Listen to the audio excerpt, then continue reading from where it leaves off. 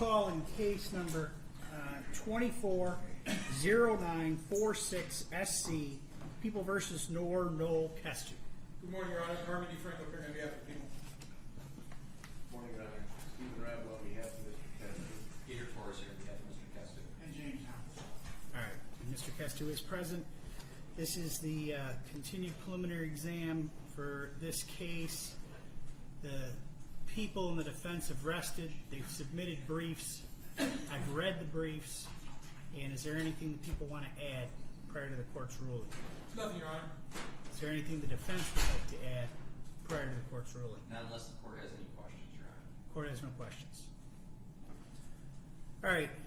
First of all, I want to address the Salter family.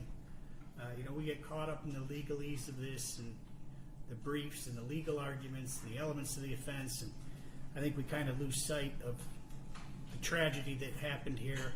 So to the Salter family, my condolences. I'm very sorry for your loss. With that being said, my job is to determine whether there's probable cause the crime was committed and whether or not the defendant committed it. Michigan Criminal Jury Instruction 16.10 requires proof of two separate elements: that the defendant caused the death of the victim, that is, that the victim died as a result of the actions of the defendant, and that in doing the act that caused the victim's death, the defendant acted in a grossly negligent manner.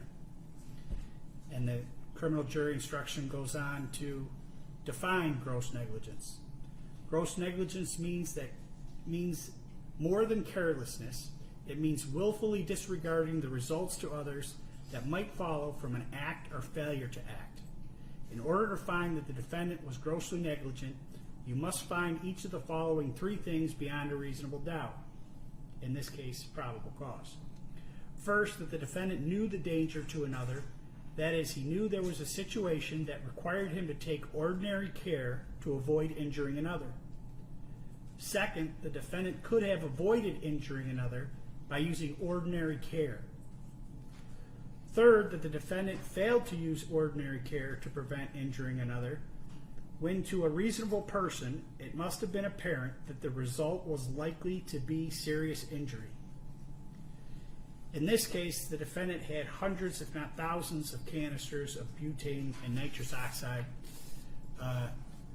in his business. Defendant's inventory system, which there was testimony wasn't that accurate, but there was up to 30 pallets of nitrous, over 70,000 pounds. The defendant knew, he acknowledged his employees, his contractor, that he knew these were hazardous materials. The building that he was located in was not zoned for allowing this hazardous material.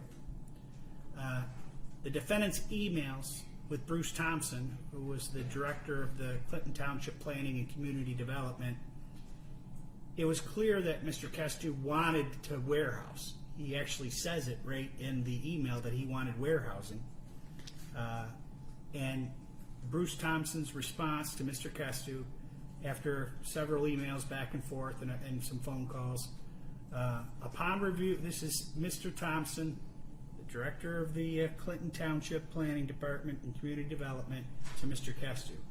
Upon review of your emails, it is determined that the Department of Planning and Community Development, that your proposed use is not a permitted use for that location. This property is zoned B3, general commercial, which allows retail, not warehousing. Warehousing clubs or distribution facilities. In order to locate your business in Clinton Township, it must be in an L1 light industrial area. So clearly Mr. Kestu knew he was not to be warehousing in that location. I mean, Mr. Thompson made it very clear in the emails. And the defendant knew he wasn't to warehouse, and he did it anyways. He brought in 70,000 pounds of nitrous into this location. And there's reasons we have these laws. It's because it's not safe to store that much material in that small of a location. And is it foreseeable that a fire can happen? Yes. I think to a reasonably ordinary person, it is foreseeable that building could catch on fire. Any building catch on fire. And with that much nitrous and that much butane, it's certainly foreseeable that somebody could get injured or died. And for those reasons, I believe that the defendant's actions were gross negligence, and I do believe that the people have established probable cause. I do believe that the people have established probable cause the crime was committed, and they have established probable cause that Mr. Kestu committed it. So I am binding the case over to circuit court. It's in front of Judge Michael Servito, and I believe, correct me if I'm wrong, the arraignment pretrial in circuit court would be on November 3rd at 1:30. If that's good with counsel, I think we can make that happen, Judge. Yeah, I'm going to call it November 3rd. If you want to change that date, get with Judge Servito, and the bond's continued. Thank you, Judge. Anything the people want to put on the record? Nothing on behalf of the people, Your Honor. Thank you. Anything on behalf of the defense? No, Your Honor, thank